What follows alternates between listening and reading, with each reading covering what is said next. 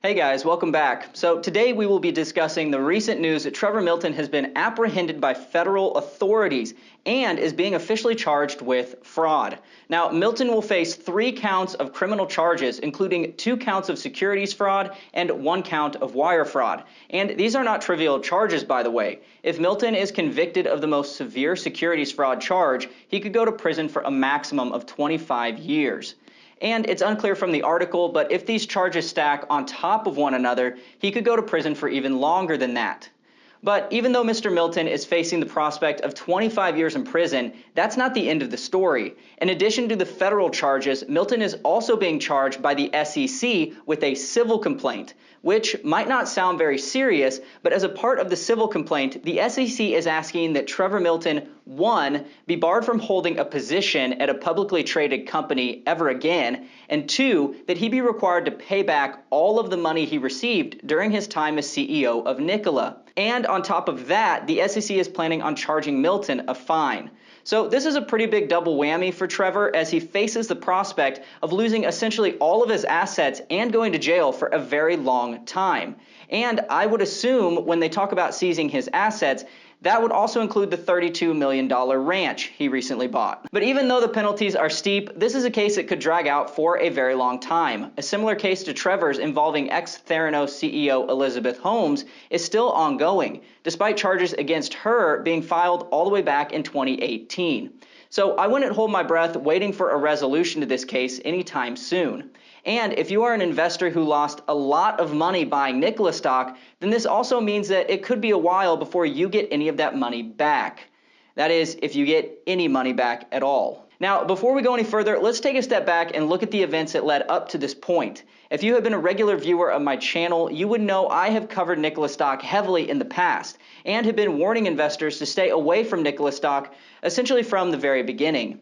In fact, in this video I published a year ago, I warned investors not to buy Nikola stock and predicted in that title of the video that Nikola stock would eventually go to zero. Now, at the time of that video, the Hindenburg report had not yet been released, and there were no concrete signs of fraud that I could point to. But even though there were no concrete signs of fraud, there were a lot of things that Milton was saying that just didn't add up. For one, Milton was talking about battery technology that far exceeded the capabilities of all other batteries currently on the market, and they were even better than Tesla's batteries, according to him.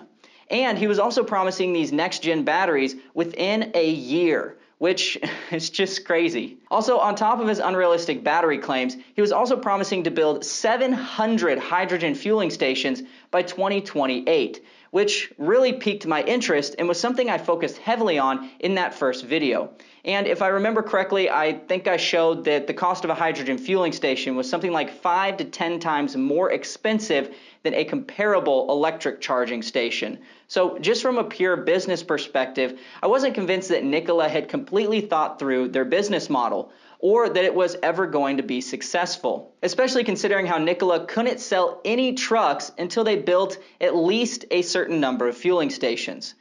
But I don't want to drag this video out by talking about older videos. So if you want to watch that video, I'll put a link somewhere up in the top of the screen and you can go watch it. Now, the hard thing about Nikola stock at the time I made that first video was that people were already starting to look for the next Tesla stock. Back in late 2019 into early 2020, Tesla stock started going parabolic, with shares advancing 300% in only a few short months. And because of this, a lot of people were worried that they might have missed out. So when Trevor came along around that same time, promising grand visions of a world filled with super efficient hydrogen semi-trucks, it was very difficult to avoid buying into the hype. And even though the things Milton was saying seemed impossible, many people simply branded him as another visionary, similar to Elon Musk, who was someone that was worth taking the risk on.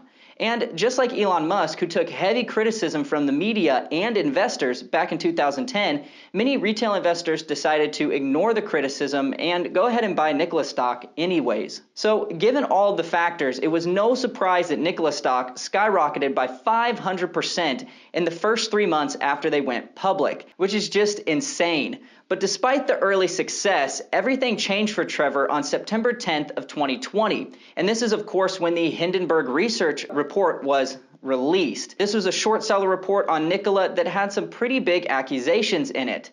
The Hindenburg report went back in time and dug into all of Trevor's previous businesses, showing a clear pattern of lies and deceit throughout his previous business dealings.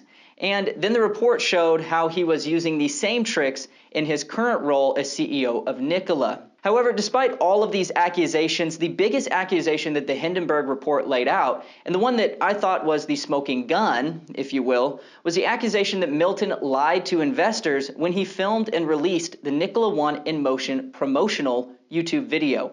In case you don't remember, this video appeared to show the Nikola One semi-truck driving on a desolate desert road, and it was marketed as a promotional video towards retail investors like you and I. However, the Hindenburg report accused Nikola of staging that video and claimed that the truck was not moving under its own propulsion. Instead, the Hindenburg report claims Nikola faked the video by rolling the Nikola One semi down a very long, low-grade hill. And this was so that you couldn't tell in the video that it actually was a downhill slope. To you and me, it looked like it was a flat road. Now, obviously, this was an example of concrete fraud by the company, and it was actually confirmed by a lot of independent YouTubers out there who went to this location that the Hindenburg report called out, and they tested it, showing that over a 2-mile stretch, their cars were able to get up to like 55 miles an hour, if I remember correctly. So it was definitely shown to be plausible that Trevor did this. But even though this was merely just an accusation in the report, Trevor went and did something that literally blew my mind. In his response to the Hindenburg report, Milton defended the Nikola in motion video by saying that they purposely used the words in motion so that it was clear that the semi-truck was not moving on its own, which is just pure insanity. And it kind of incriminated Trevor, or I should say he incriminated himself, because he didn't refute rolling the truck down a hill. He basically confirmed that that's what he did.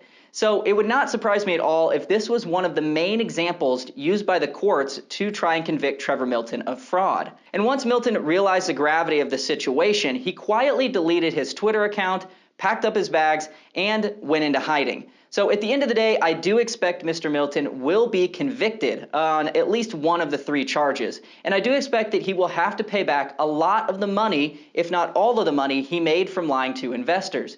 And I think whether or not you lost money on Nikola stock, this is a very good learning opportunity. In my opinion, when it comes to investing in the stock market, it pays to be skeptical. It's better to miss out on an investing opportunity than to lose money.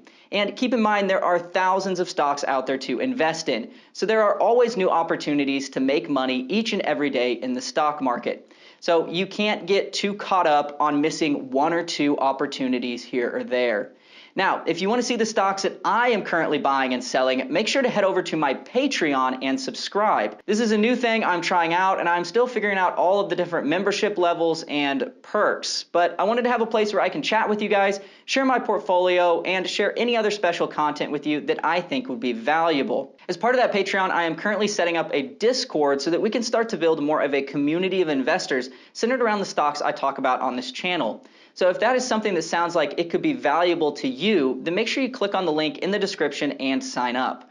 I will most likely make the starting price super cheap, and then I will probably add more expensive tiers over time as more people join. That way you're not paying $10 a month for a Discord with only a handful of people in it, which I don't think would be very valuable.